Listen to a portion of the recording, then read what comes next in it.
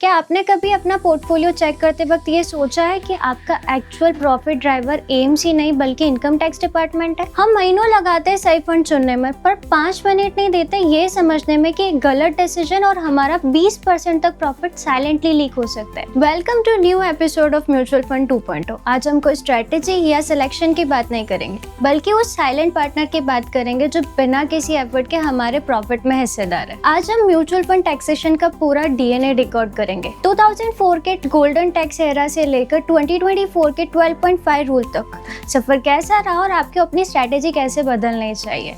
Video के and में एक ऐसी गोल्ड टैक्स ट्रिक बताऊंगी जो आपके टैक्स बिल को सीधा अदा कर सकती है। सबसे पहले बात करते हैं उस जमाने की जिसको हम the era of equity exemption भी कहते थे।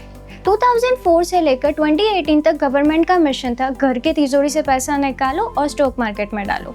इसीलिए उन्होंने एक मास्टर स्ट्रोक खेला, सेक्शन 1030A। इसका मतलब था अगर आप इक्विटी फंड्स को 1 साल से ज़्यादा होल्ड करते हो तो लॉन्ग टर्म कैपिटल गेन 0 था। ये 14 साल इन्वेस्टर्स के लिए गोल्डन एरा थे, लेकिन जैसे जैसे मार्केट बढ़ा गवर्नमेंट रियलाइज्ड कि वो करोड़ का टैक्स रेवेन्यू लूज कर रहे हैं।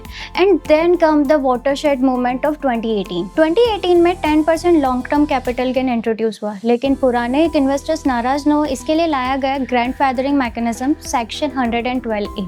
ये थोड़ा टेक्निकल है, अब इसे सिंपल लैंग्वेज में समझते हैं। गवर्नमेंट ने कहा हम पुराने प्रॉफिट पर टैक्स नहीं लेंगे। सो फॉर एग्जांपल आपने 2015 में एक यूनिट 100 में परचेज किया, जनवरी 31, 2018 तक उसकी वैल्यू 180 हो गई और आपने उसे 250 में बेचा। आपका पुराना प्रॉफिट 180 माइनस 180 रुपीज जो ग्रैंडफादर्ड है, यानी टैक्स फ्री। टैक्स सिर्फ नए प्रॉफिट पर ही लगेगा। 250 minus 180 is equal to 70। This was done ताकि रेट्रोस्पेक्टिव टैक्सेशन का एलिगेशन ना लगे। अब आते हैं कि ऐसे बदलाव पर जिसने कॉर्पोरेट ट्रेजरीज और HNI को हिला के रख दिया।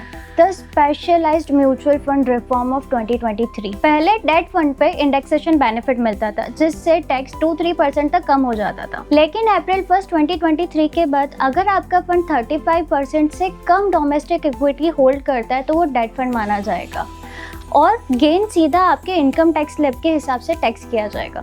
इसका लॉजिक सिंपल था, पैरिटी। गवर्नमेंट चाहती थी कि लोग एफडी छोड़कर टैक्स बचाने के पर्पज से ही डेट में इन्वेस्ट ना करें। बैंकिंग सिस्टम को स्टेबल रखने के लिए उन्होंने एफडीज और डेट म्यूचुअल फंड का टैक्स बराबर कर दिया। बजट 2004 ने गेम को थोड़ा सिंपल और थोड़ा ज़्यादा महंगा कर दिया। अब सिर्फ 2 बड़े बकेट थे, इक्विटी ओरिएंटेड फंड जिसमें लॉन्ग टर्म कैपिटल गेन अगर आप होल्डिंग को 1 ईयर से ज़्यादा होल्ड करते हो, पहले 10% टैक्स था, अभी 12.5 हो गया। But good news is exemption limit जो 1 लाख थी उसको बढ़ाकर 1.25 लाख कर दिया। Short term holding period 1 year से कम, पहले जो 15% पे था अब उसको 20% कर दिया।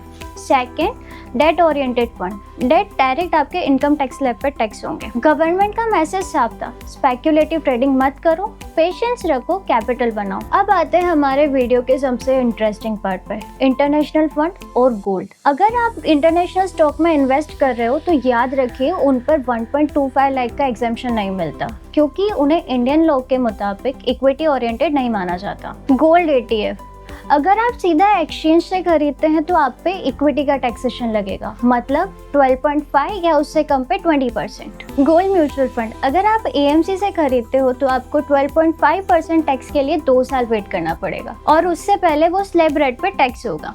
ये छोटी सी डिटेल पर आपके रिटर्न में हजारों रुपए का फर्क ला सकते। सो फ्रेंड्स, समरी ये है, इक्विटी के लिए 12.5% long term capital gain after exemption of 1.25 lakh. Debt के लिए नो इंडेक्सेशन, सीधा स्लैब रेट। गोल्ड और इंटरनेशनल इक्विटी के लिए चेक करो कि वो लिस्टेड है या नहीं। म्यूचुअल फंड टैक्सेशन अब पहले जितना सिंपल नहीं है। ये एक रेवोल्यूशनरी ट्रेजेक्टरी है जहाँ पर सिंपल ऑब्जेक्टिव है वर्टिकल इक्विटी, यानी जो जितना ज़्यादा कमाएगा वो देश को उतना ही ज़्यादा कंट्रीब्यूट करेगा। अगर आपको ये डिटेल एनालिसिस हेल्पफुल लगा हो तो इस वीडियो को अपने उन फ्रेंड के साथ शेयर कीजिए जो पुराने टैक्स रूल के हिसाब से बैठे हैं। एंड यस, अगर आप इन्वेस्टिंग को सिर्फ बाय सेल के पर्सपेक्टिव से नहीं बल्कि पॉलिसी, टैक्सेशन और इकोनॉमिक साइकिल के पर्सपेक्टिव से समझना चाहते हो तो इस सीरीज को जरूर फॉलो करो, लाइक करो, शेयर करो, चैनल को सब्सक्राइब करो and see you in the next video.